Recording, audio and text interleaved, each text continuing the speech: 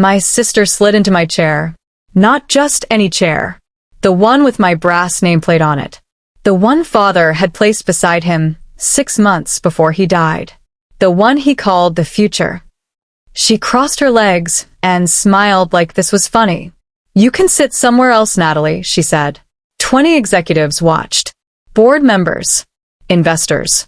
Even our mother. My throat burned, but I didn't speak. She wanted a scene.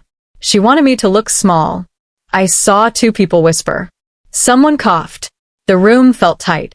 Then Mr. Whitmore, father's lawyer, cleared his throat sharply. "Natalie," he said calmly, "please take the head seat." The head seat. The one father used to sit in.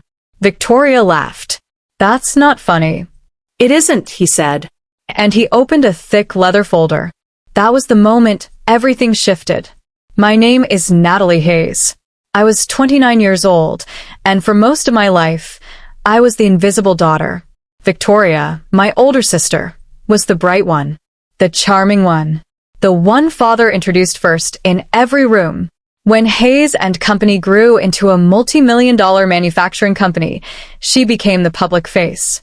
She loved cameras, speeches, applause. I loved spreadsheets, systems, and fixing problems before anyone noticed them. Father used to say we balanced each other. But balance only works when both sides respect the weight. Victoria didn't. She liked being admired more than being accurate.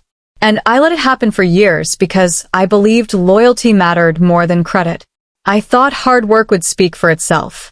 I didn't know then that sometimes if you stay silent too long, someone else writes your story. And Victoria had been writing mine for years. Growing up, Victoria never heard the word no. If she wanted dance lessons, she got a private instructor. If I wanted a debate program, I was told it was too expensive right now. At dinner, she talked about dreams. I cleared the dishes. At work, she presented ideas I had drafted the night before. I told myself it didn't matter. We were family. The first time she took credit for my negotiation work, I almost laughed. I thought she would correct it later. She didn't. She stood in the boardroom and said, "After weeks of negotiation, I secured the deal." She had been skiing that week. I sat there quietly. That was the day I started saving emails. Not out of anger, out of awareness. Because something in her tone told me this was not a mistake. It was a habit. When father got sick, everything changed. Victoria cried in hospital hallways where people could see her. I sat beside father and reviewed contracts he wanted finalized. One night, the machines beeped softly in the dark room. He held my hand. "Steady wins," he whispered. Then he asked to see Mr. Whitmore alone. I didn't know what they discussed. After father passed, Victoria called a company meeting without asking the board. She stood at the front and announced she would step in as acting president. She spoke like it was already decided. Some employees clapped. Others looked confused. I noticed the CFO writing something down. That same week, Mr. Whitmore asked me to lunch. He placed a sealed envelope on the table between us. "Your father made an amendment," he said.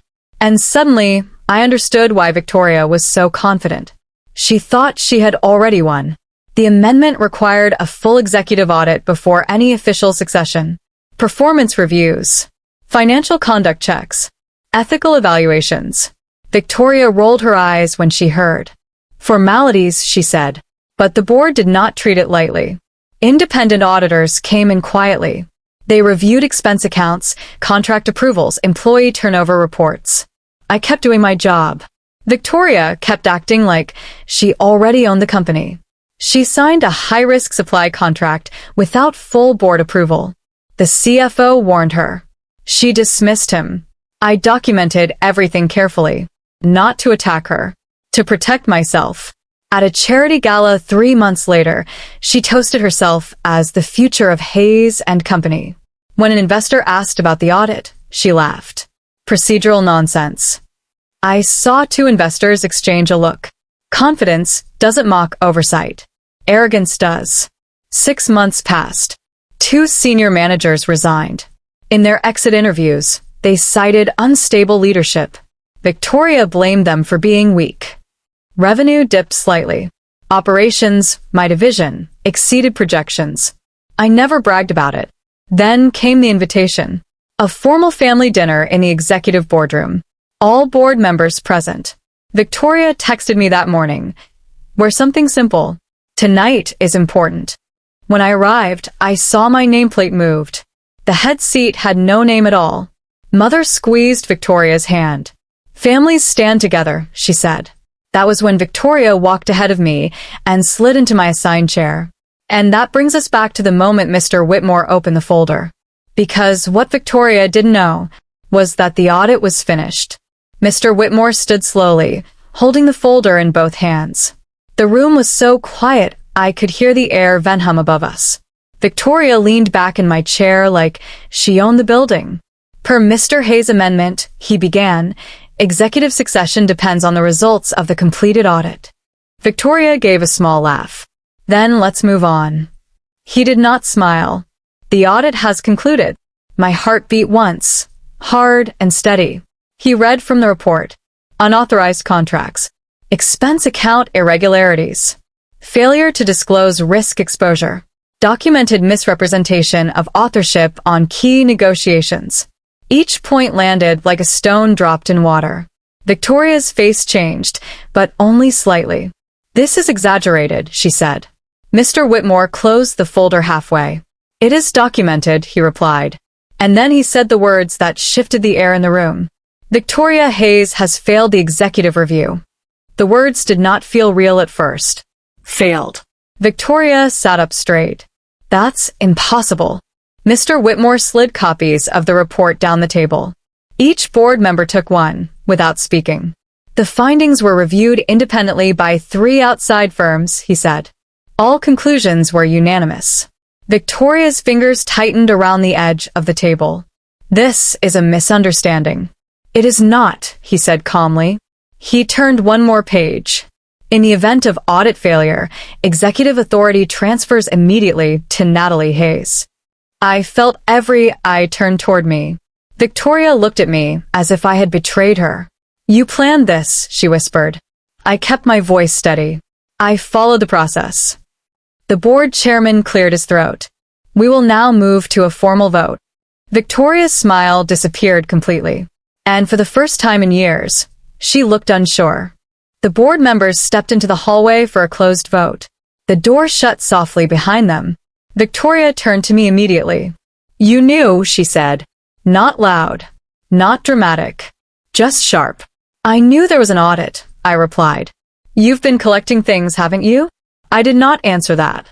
Because yes, I had saved emails. I had documented meetings.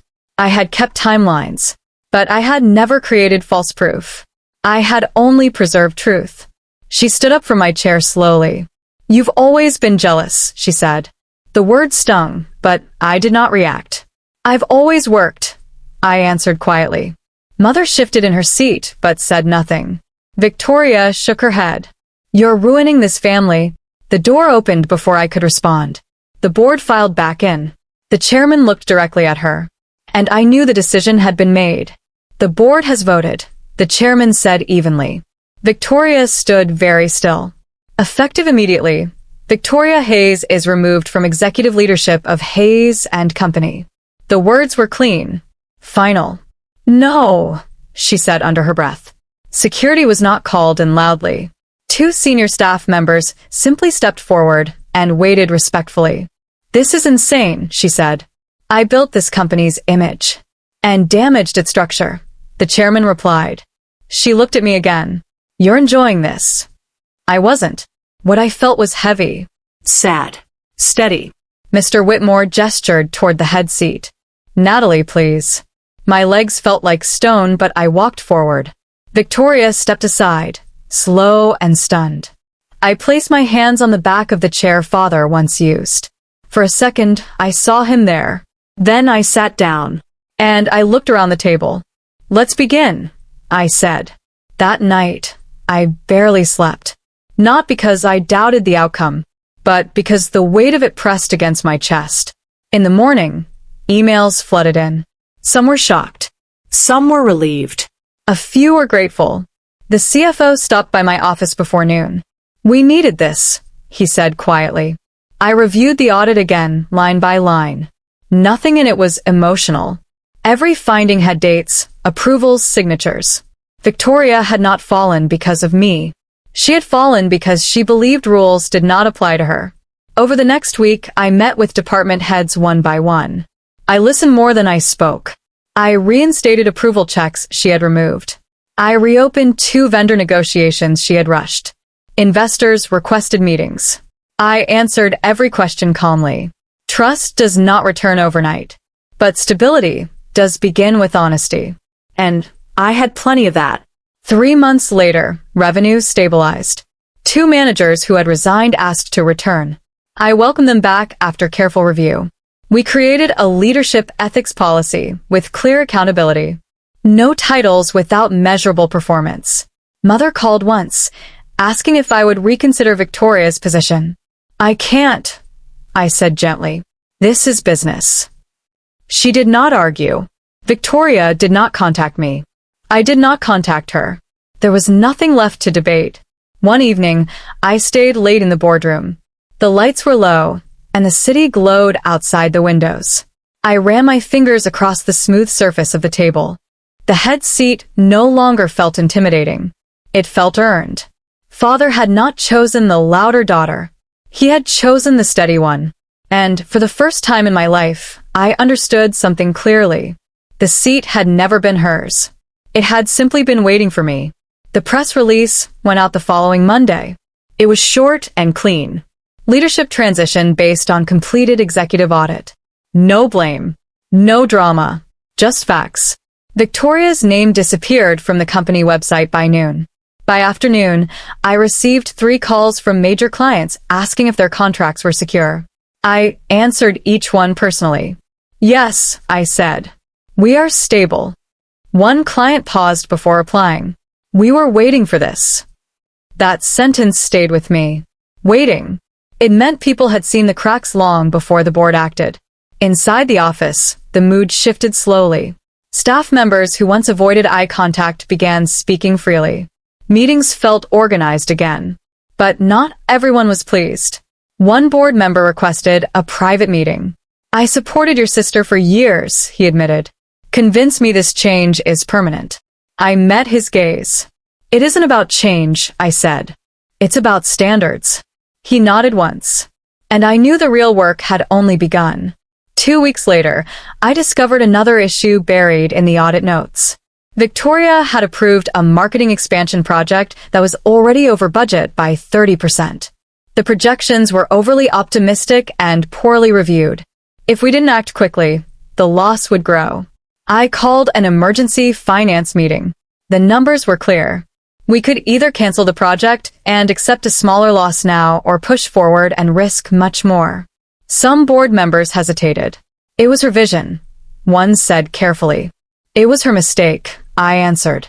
We voted to restructure the project and cut unnecessary costs immediately. It was not glamorous. It was not bold.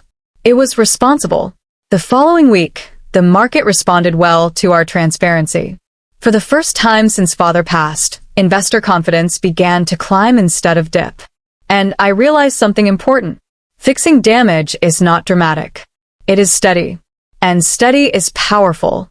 A month later, I found myself standing in the same boardroom where Victoria had once introduced herself as acting president. This time, I stood at the head of the table. We were reviewing quarterly numbers. They were not perfect, but they were improving.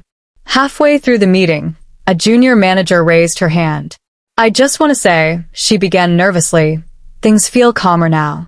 Several heads nodded. Calmer. That word mattered more than applause ever had. After the meeting, the CFO stayed behind.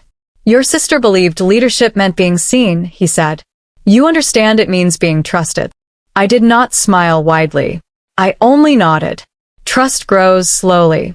It is built from small, consistent decisions. And every decision I made was measured against one question. Would this protect the company long term? If the answer was yes, I moved forward.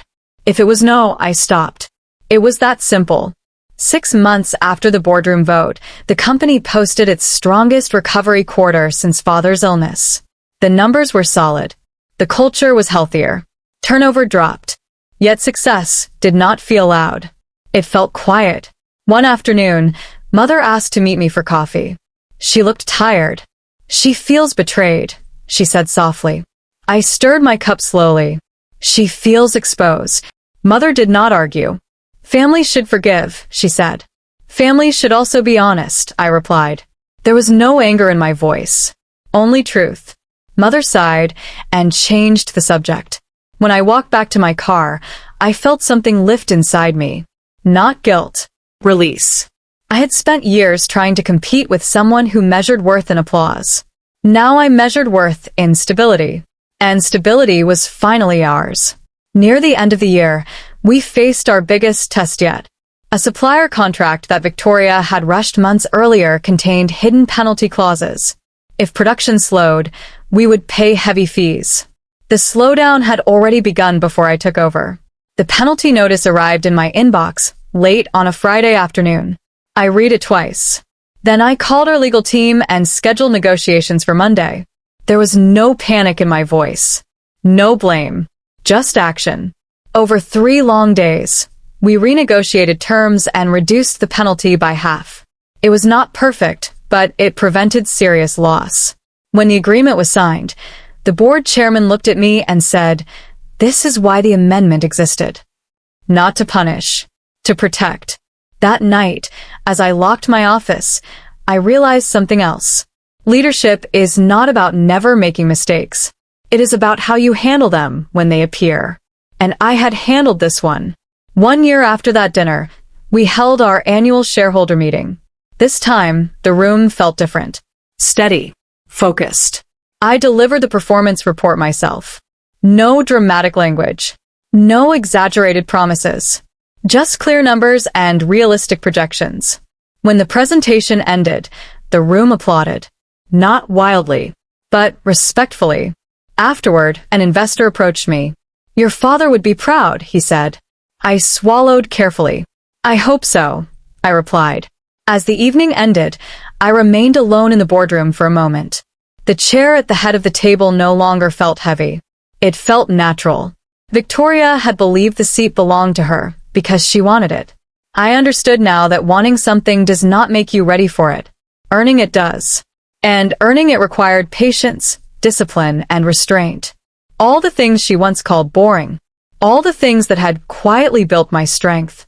Just when everything seemed settled, a new challenge appeared. An outside investor group requested a full leadership review. Not because they doubted me, but because they wanted reassurance after the transition. Some board members looked nervous. "Another review?" one asked. "Yes," I said calmly. "We cooperate." This time, I had nothing to hide. The review lasted 6 weeks. They examined financial growth, employee satisfaction, and governance changes. When the final report came back, it stated one clear line. Leadership stability has improved significantly under current executive direction. The board approved a long-term investment agreement that secured our growth for 5 years. That evening, as I read the signed documents, I realized something. Victoria had fought for control.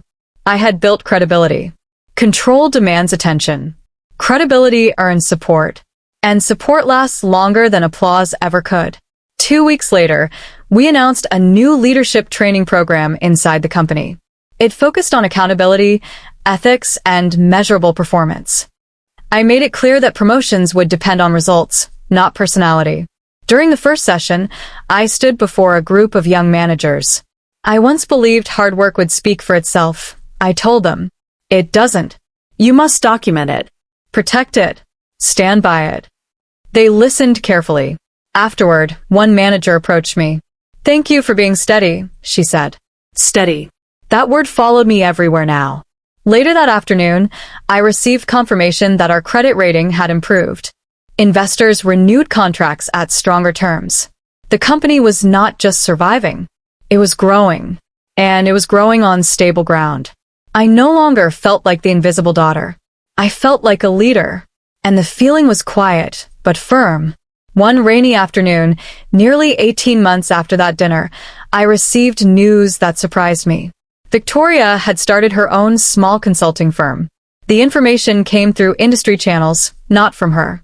Some board members asked if I felt threatened. I did not. If she succeeds, good for her, I said honestly. Because by then, I understood something important. Competition is not personal when your foundation is strong. That evening, I sat alone in the boardroom again. I remembered the heat in my face when she had taken my seat. The whispers. The silence. If I had reacted with anger that night, everything might have collapsed into chaos. Instead, I had waited, prepared, stayed calm. Sometimes strength looks like silence. And silence, when paired with truth, becomes power. Toward the end of the second year, Hayes and Company secured its largest contract in company history. It was a long-term manufacturing agreement with strict quality standards. The negotiation process lasted 4 months. Every detail mattered. On the final signing day, the board chairman shook my hand. "Your father built this company," he said. "You secured its future." Those words settled deep inside me. Later, as employees celebrated modestly in the break room, I watched from the doorway. They were laughing, relaxed. No tension, no fear, just work being done well. That peace was worth more than any title. And it had grown from one difficult night at a dinner table. A night that once felt humiliating. A night that had changed everything. On the second anniversary of Father's passing, I visited his grave alone. I placed fresh flowers down carefully. For a moment, I thought about the years I spent feeling overshadowed. The times I stayed silent to keep peace. The chair Victoria had taken with that confident smile. I almost smiled myself. Because now I understood. The seat was never the prize. Character was. Father had not chosen the louder voice. He had chosen the steadier hand. As I stood there, I felt no anger toward my sister. Only clarity. Her fall had come from her own choices. My rise had come from mine. And that difference mattered. I walked away feeling lighter than I had in years. 3 years after that dinner, Hayes and Company opened a new facility in another state. The expansion was careful and well-planned. No rushed contracts. No hidden clauses. Just steady growth. During the ribbon-cutting ceremony, I stood at the podium. Cameras flashed, but I did not rush my words. "This company stands on accountability," I said. "And accountability protects families, employees, and partners." The applause that followed felt different from the applause Victoria once chased. It felt earned. After the ceremony, I walked through the new building slowly. I touched the steel beams and listened to the hum of new machines. Everything felt solid, built to last. Just like the leadership we had rebuilt from the ground up. Sometimes I think back to that dinner. The scrape of the chair legs. Victoria's confident smile. The way my nameplate had been moved aside. At the time, it felt like humiliation. Now it feels like a turning point. She believed the seat belonged to her, because she wanted it. I learned that wanting is not enough. Preparation matters. Integrity matters. Patience matters. Victoria lost her role because she ignored those things. I gained mine because I honored them. We never spoke again about that night. We did not need to. The outcome spoke for itself. When I sit at the head of the table now, I do not feel triumph. I feel responsibility. And responsibility, carried steadily, becomes legacy. The seat was never taken from me. It was waiting for me to prove I was ready.